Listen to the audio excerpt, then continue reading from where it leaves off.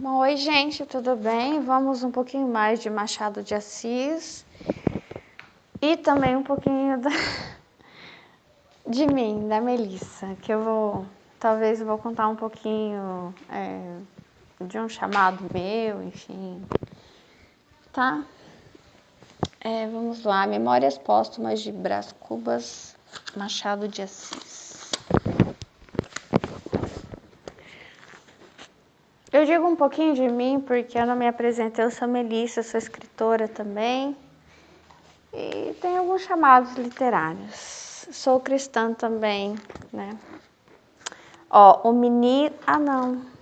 É um capítulo antes, desculpa. Que vai ser sobre o nascimento do Brás Cubas.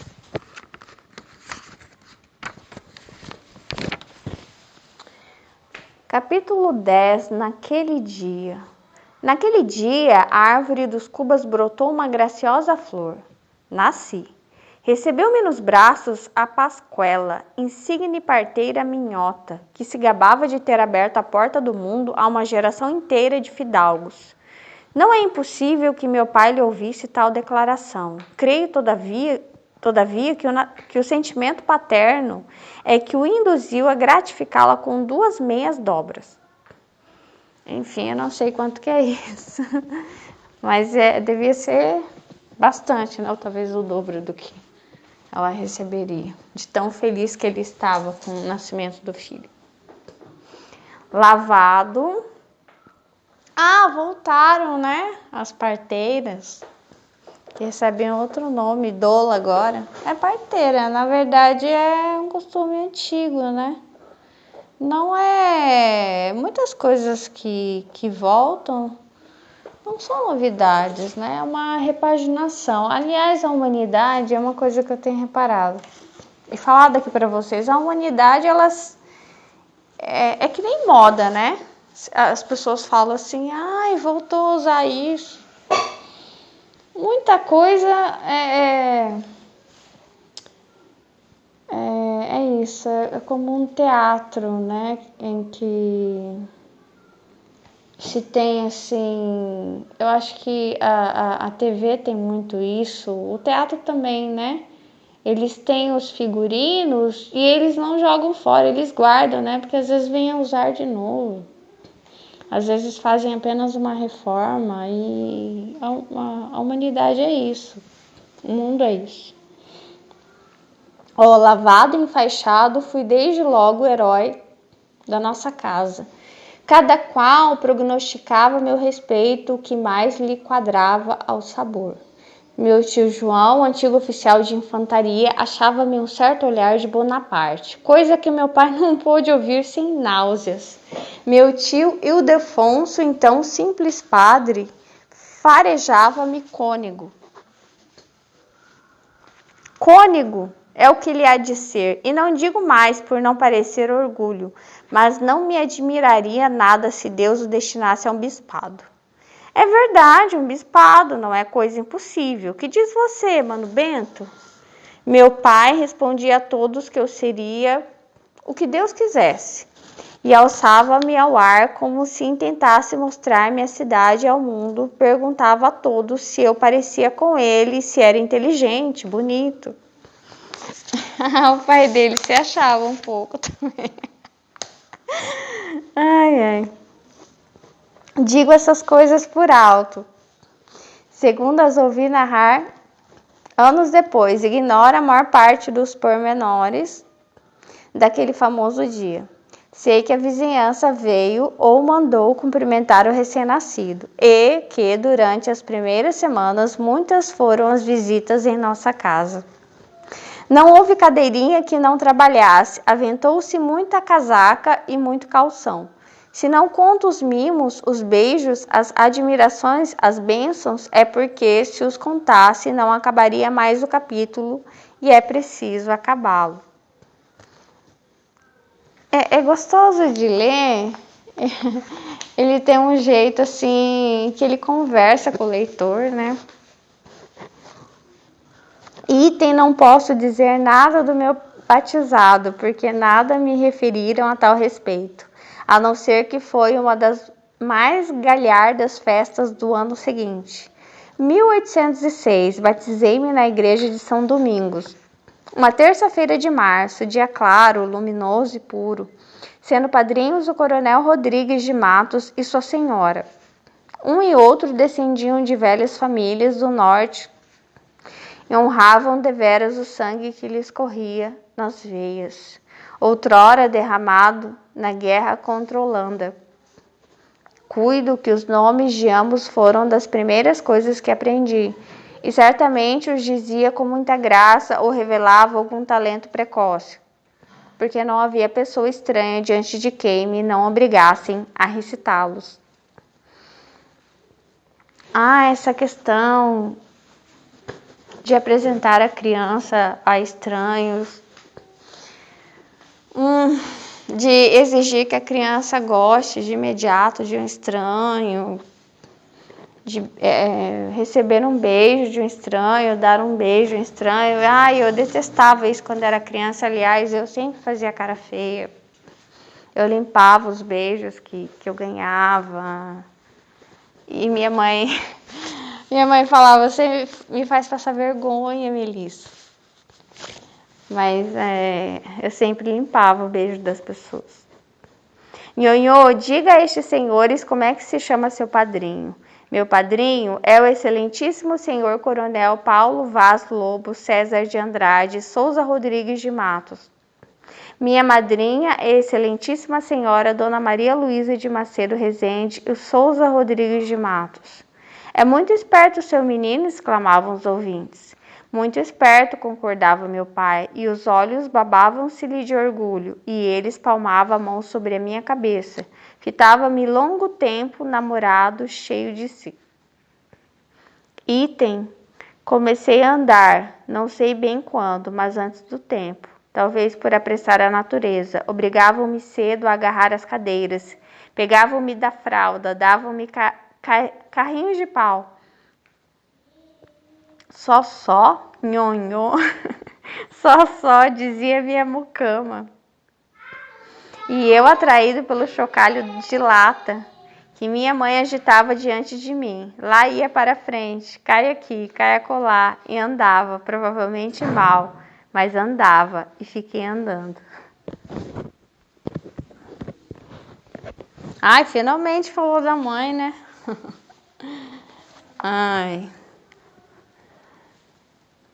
Enfim.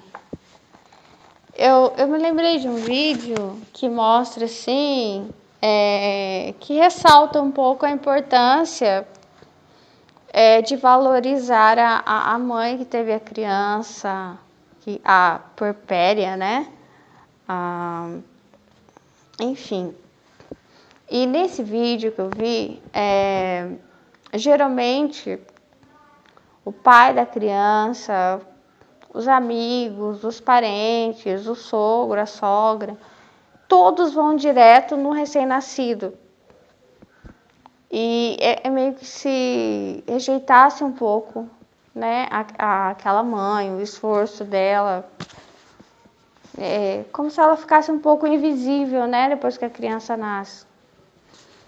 E ali mostra a importância de valorizar a mãe. Eu não estava entendendo por que Deus está mostrando isso na minha mente.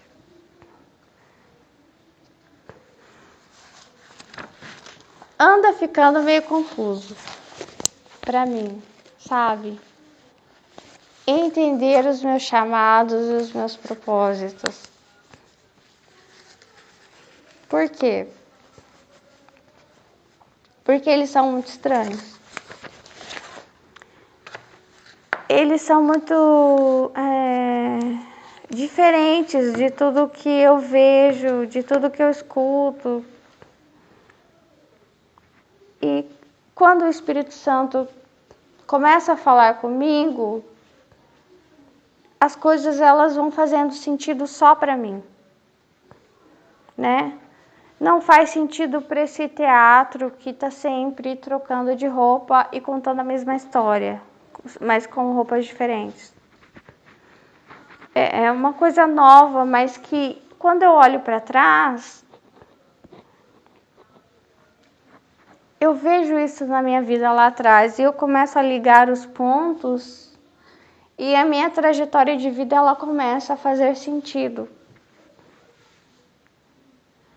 Deus tem me falado por esses dias, Ele me disse assim, que não ia começar algo e nem terminar algo jamais, que eu já estava no campo. E há algum tempo que Deus estava martelando isso na minha cabeça, os campos estão prontos, os campos estão prontos.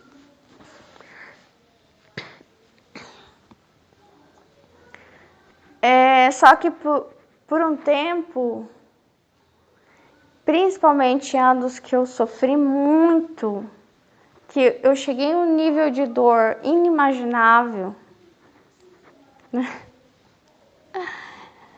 E minha dor era tão forte que eu não sei como não subia pelas paredes para tentar alcançar o céu, mas eu lembro que eu só ficava deitada, mas eu sentia uma dor tão intensa e eu tinha essa vontade que Deus me salvasse.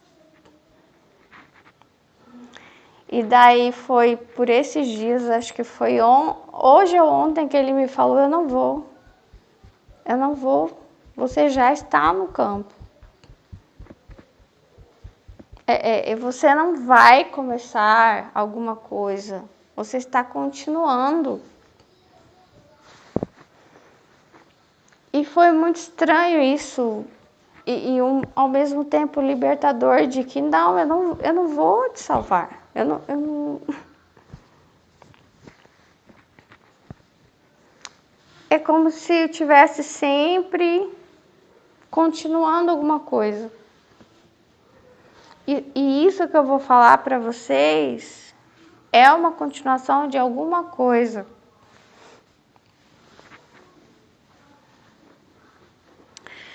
Aqui ele fala de recém-nascido, né? E eu falei de porpéria. Eu não sei quem que vai ouvir essa mensagem até o final, até porque é uma mensagem muito estranha e tem a ver com o meu processo de um amor incontrolável que eu tenho pelas outras espécies.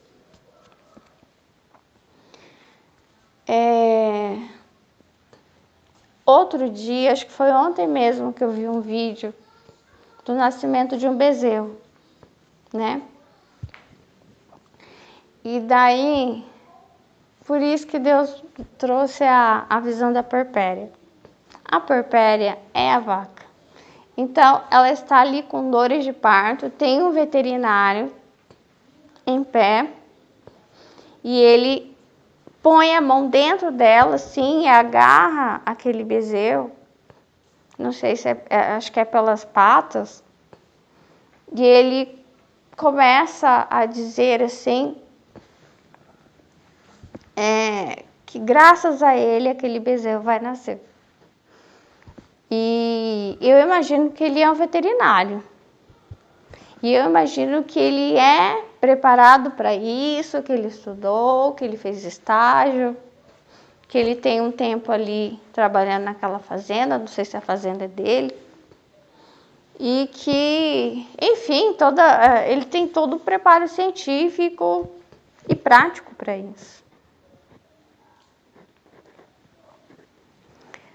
Mas, ao mesmo tempo, a minha mente, e isso é da superdotação, ela sempre luta contra.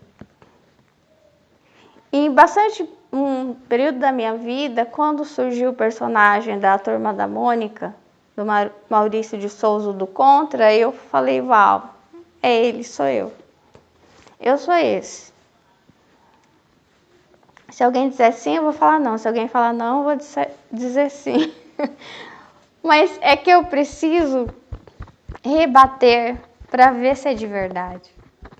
Sabe quando alguém pega assim um anel, tá vendo o anel? E morde assim para ver. Eu quero ver se é de verdade isso. Quero ver se fica preto. Eu quero ver se isso é real. Porque se for real, isso não vai escurecer, isso não vai ter mudança nenhuma.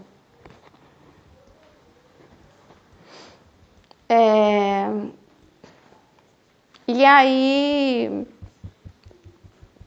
eu pensei, mas então se não é ele estudar, se não é ele passar no vestibular, fazer uma faculdade, estudar, fazer trabalhos científicos, fazer estágio, conseguir entrar nesse trabalho, trabalhar nessa fazenda, ela não tem os filhotes dela. Se não é intervenção dele, humana, ela realmente ela tá perdida para sempre.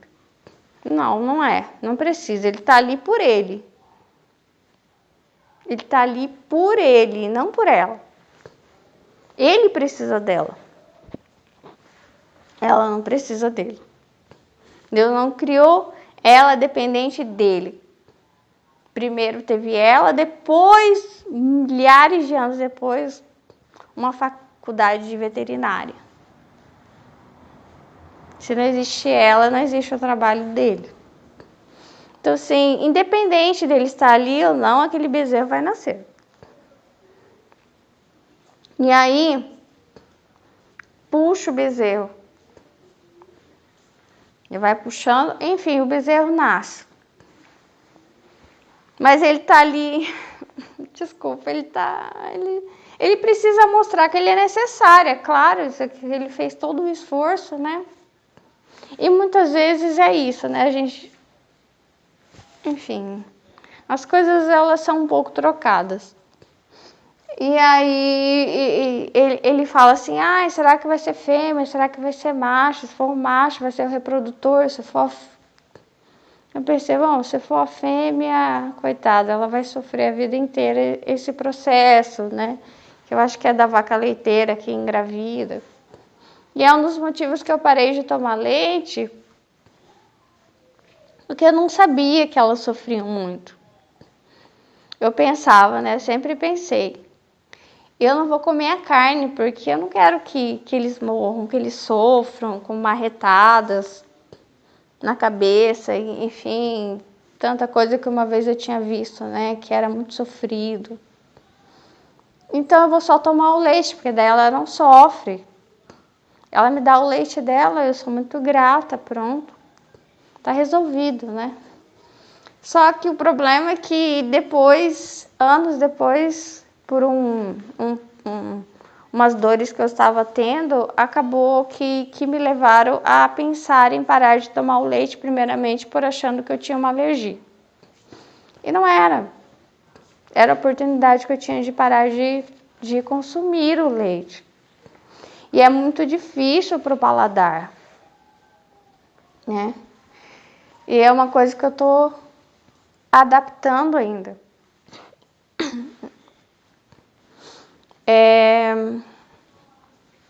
Espera aí que eu vou chegar lá. Enfim, e daí quando o bezerro cai no chão assim, ele vai em cima do bezerro e fala, é macho. Realmente vai ser um reprodutor. E aí, imediatamente, a vaca ela fez um movimento que eu reconheci no meu passado. Não em mim, na minha cadela. Ele vai primeiro em cima do bezerro para ver o que ele é, o que ele vai se tornar. Olha, bem parecido aqui com o Machado de Assis. Quando ele fala que quer ver? Meu Deus. Espera aí. Quando ele fala que o Brás Cubas nasceu, ele fala que todo mundo foi em cima dele para saber o que ele ia se tornar. Exatamente com o bezerro, né? É como se fosse Eu quero ver a sua utilidade. Meio que coisificando também, né? E aí, o veterinário ele vai em cima, porque ele tem um interesse ali comercial, né? Não é uma vida, é uma coisa. E aí vem a mãe. A mãe ela não vem com cobrança, ela vem cheirar e lamber o filhote dela. A hora que eu vi, eu falei, não é possível. Eu não tô vendo uma vaca, eu tô vendo uma cadela. E é a minha cadela. Eu conheço ela, o nome dela é Cacau. Igualzinha. E ela é a vaca branca, igual a minha cachorra. Indo para cima para cheirar e lamber o filhote, enquanto o veterinário deixasse, né? E eu fiquei com o coração assim, deixa essa mãe cheirar essa criança, deixa essa mãe lamber essa criança. E eu falei, nossa, é a mesma sensação, só que quando minha filha nasceu, não me deixaram, né? Eu pedi, não, a gente não pode.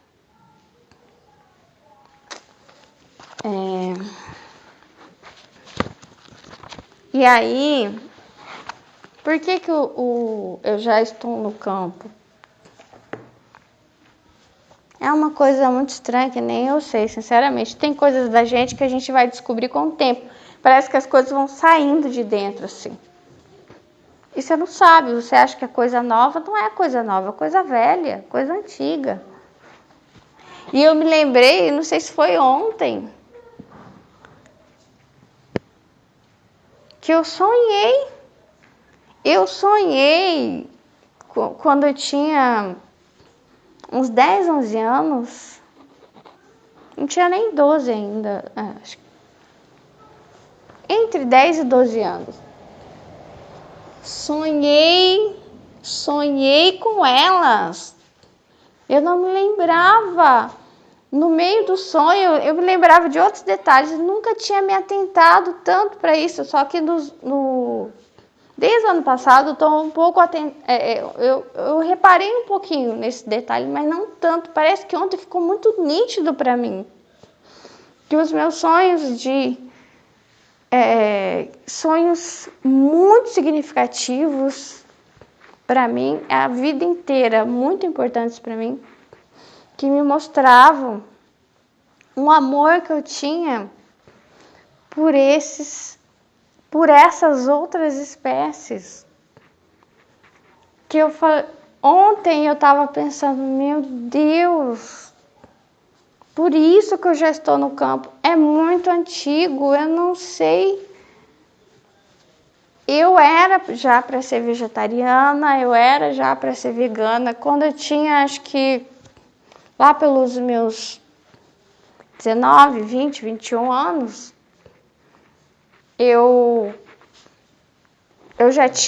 fiz um movimento de tentar ser vegetariana, não consegui, porque em casa, acho que na época eu morava com meu irmão só. Em casa todo mundo sempre comia bife, né? Bife acebolado, enfim. Então para mim foi difícil ver a carne assim. Eu não tive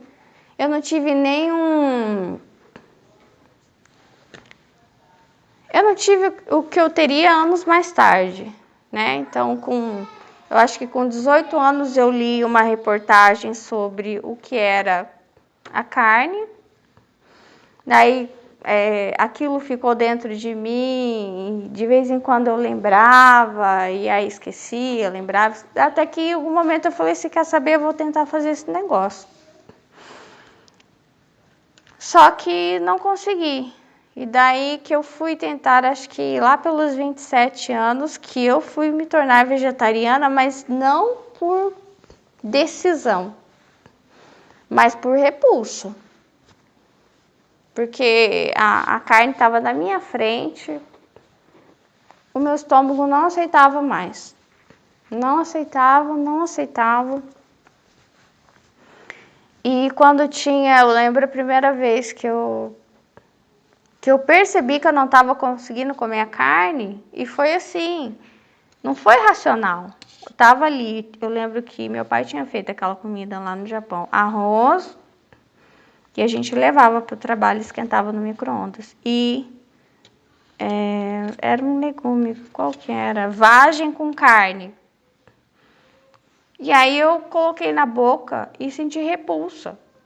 Parece que eu senti um gosto de sangue na boca, que eu não sei explicar, não sei porquê, eu nunca tinha sentido gosto de sangue na carne. Eu nem sabia que carne tinha sangue, eu achei que carne não tinha sangue.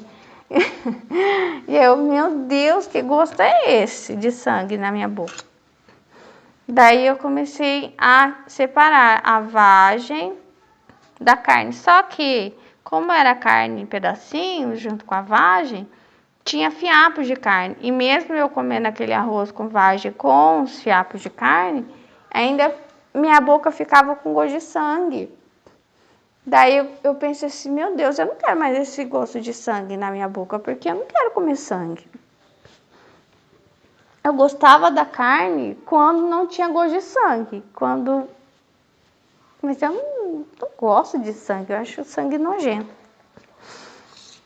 E daí comecei a dizer para o meu pai, eu acho que eu não tinha medo de dizer as coisas para o meu pai. E ele aceitou bem, ele começou a fazer a carne e o legume separado. E, enfim. Não é só isso. Esse ano eu tive 2 sonhos muito estranhos. E para mim que são revelações de que eu tenho um chamado com esses seres. E que eu já comentei com vocês, talvez na playlist sobre o natural. O primeiro sonho, eu fui para um lugar cheio de construções, mas construções grandes, com piscinas enormes, e as crianças... Tinham crianças brincando naqueles lugares onde seriam construídos, porque os pais foram para lá e levaram os filhos também para darem uma olhada. Era um lugar muito grande onde iriam ser construídas, eu não sei se é condomínio fechado, uma coisa muito chique, muito grandiosa. E depois, e é assim os meus sonhos, Deus me leva para os lugares e me mostra, é isso. Agora vamos para outro lugar. E eu tenho que costurar aquilo, o que ele quer dizer com aquelas coisas, que eu não sei, ele simplesmente me leva. Só que ele não fala, tô te levando. Ele vai e me coloca lá num lugar estranho. Ele vai lá e me leva no outro. Daí eu acordo e eu tenho que entender o que aquilo significa.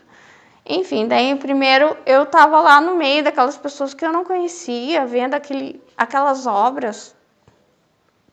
Eu penso assim, meu Deus, esse povo muito rico tá construindo esses lugares. Uau, o que eu tô fazendo aqui? E aí tá. E aí eu fui levada para outro lugar, onde ia haver uma comemoração desse pessoal. E eu pensei assim, pronto, eu nem conheço esse povo e ainda tô indo na festa deles. Sem ser convidada, mas... E eu já tava chegando no lugar. E tinha um espaço grande na frente, tinha uma construção lá no fundo. E aquilo ia lotar de gente. E na frente tinha esse ser que é do meu chamado, que eu amava, que eu amo, né? E ele estava vivo, ele estava sendo cortado vivo. Porque iam fazer um churrasco lá e tal, enfim. Mas ele estava Ai, era horrível, assim, porque eu via ele aberto, sabe, aqui do lado. E tinha um homem na frente dele, assim, com, não sei se era um facão, alguma coisa assim. E ele não foi dado uma injeção, não foi dado. Ele simplesmente foi cortando ele assim, vivo, na hora. Meu Deus, a hora que eu cheguei e vi aquilo, eu não sabia se eu ia para frente, eu não sabia se eu ia para trás. E tá. E isso tudo, quando eu sonho as coisas, eu não tô pensando sobre essas coisas. Eu sou levada, né, a esses lugares. E daí, da outra vez, eu fui levada a... O outro sonho, eu não sei se teve duas partes, não sei se foi só uma parte, agora exatamente eu não me lembro, mas eu me lembro de estar na casa de alguém e eu vi assim o que eu julguei que era um cachorro. Um ser escondido assim, embaixo de um móvel. E ele me pareceu um cachorro e me pareceu muito um cachorro que eu tive, um ursinho carinhoso, que a gente chamava mais de urso. Ele era todo branco, muito fofinho. Até depois que eu acordei, fiquei pensando, nossa, o que que era? O que que era? O que que era aquilo? Que bicho que é esse tão lindo que parece um cachorro? Daí que eu fui descobrir que era um bezerro. Para mim não era muito óbvio, porque eu não tive contato, né? E até eu não sei de onde que vem isso. Eu não sou de fazenda, por mais que eu seja do interior. Eu sempre fui da cidade. O meu prato preferido sempre foi churrasco. Eu não sei. Então, e eu tive esse sonho lá pelos 11, 12 anos, com eles. E eu não fazia ideia de que eu amava tanto eles assim. E aí, nesse sonho, esse bezerro, ele estava escondido ali porque ele estava esperando. Ele já sabia que ele ia ser morto naquele dia, né? Enfim, não sei por que cargas d'água que eles decidiram que iam matá-lo e assá-lo naquele dia. Então ele já sabia que ele ia morrer, ele estava com medo, então ele estava ali embaixo. Daí eu fui ali e fiquei fazendo carinho na cabeça dele, como se ele fosse um cachorro. E, enfim, é isso. Eu acho que a gente não se conhece. A gente não sabe quem é. A gente não sabe quem é, de fato.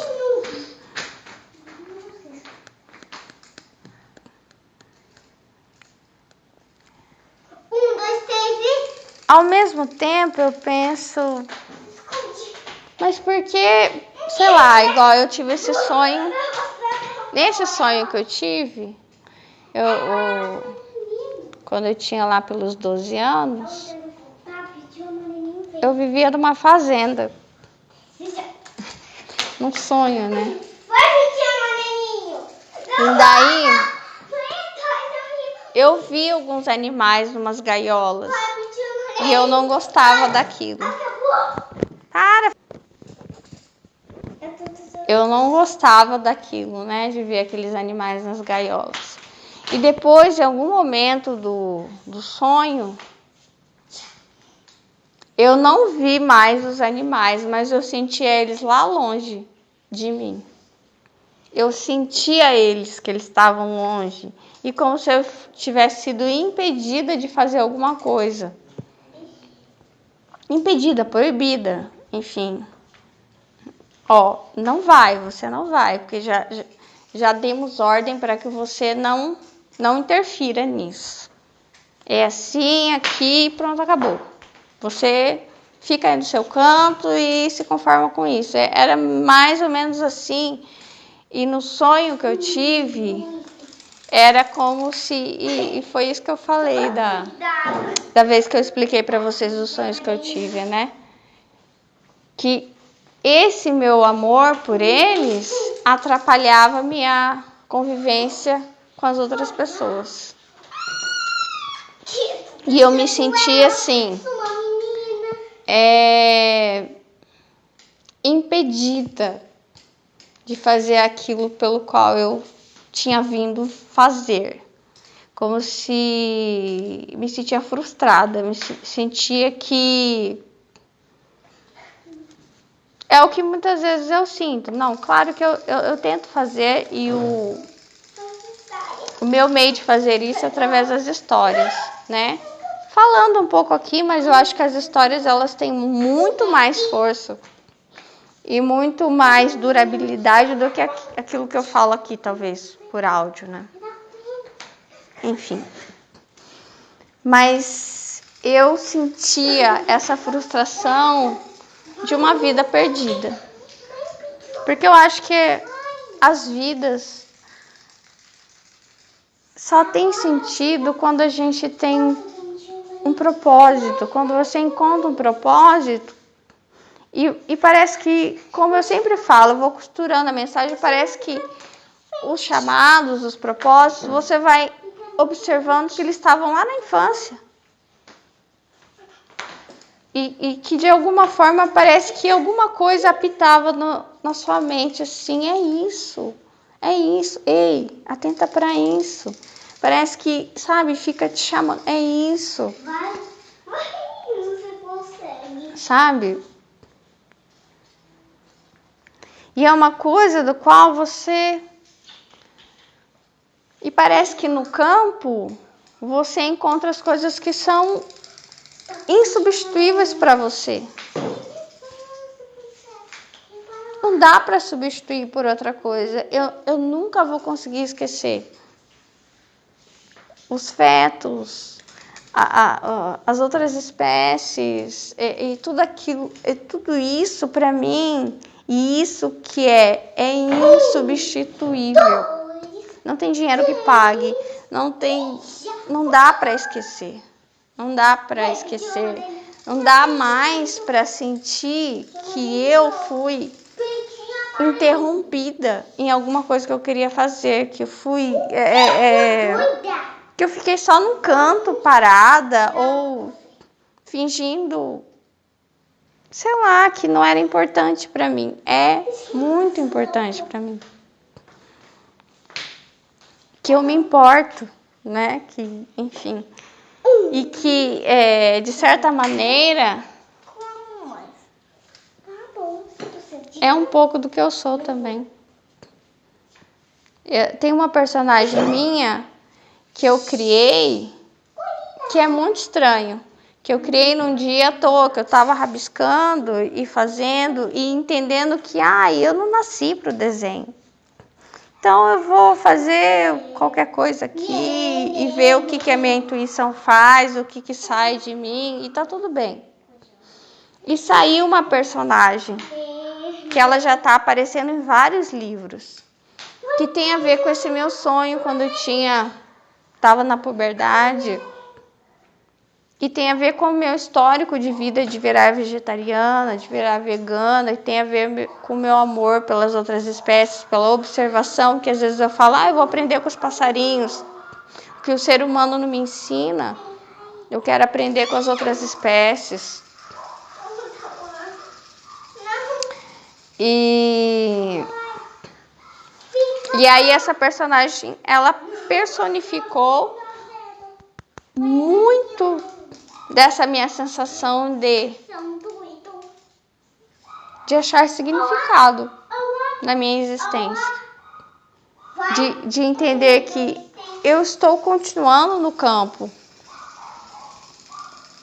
E nesse campo, enquanto eu resisto, eu suporto as perdas, as tristezas da vida, as coisas que não fazem sentido para mim, ao mesmo tempo eu encontro aqueles que são insubstituíveis para mim. E aí me encontro neles também. É isso. É tudo isso. E com o tempo parece que vai ficando mais estranho, mas ao mesmo tempo parece que vai elucidando muita coisa. Muita coisa. Tchau, Deus abençoe vocês.